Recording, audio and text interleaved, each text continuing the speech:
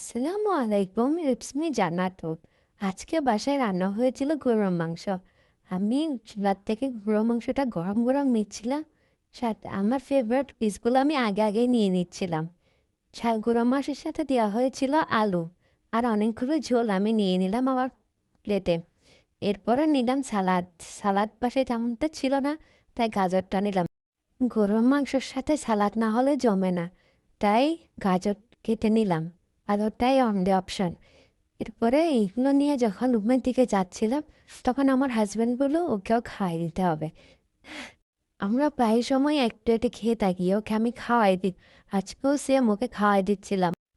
ওর খাওয়ার সাথে সাথে আমিও খাচ্ছিলাম। গরুর মাংসটা এত বেশি মজা হয়েছিল, আমরা দুজনেই অনেক মজা করে খাচ্ছিলাম। গরুর মাংসের এই শক্ত চর্বিটা আমার অনেক বেশি ভালো লাগে। আমার মতো কার কার এই শক্ত চর্বিটা ভালো লাগে কমেন্টে জানিও প্লিজ। এটা আমার বেশি ভালো লাগে। আমি সবসময় গরুর মাংস রান্না করলে আগে খুঁজে বের করি কোনটা শক্ত চর্বি। গরুর মাংস দিয়ে অর্ধেক খাওয়া শেষ করে এরপর নিয়েছিলাম ঘন ডাল।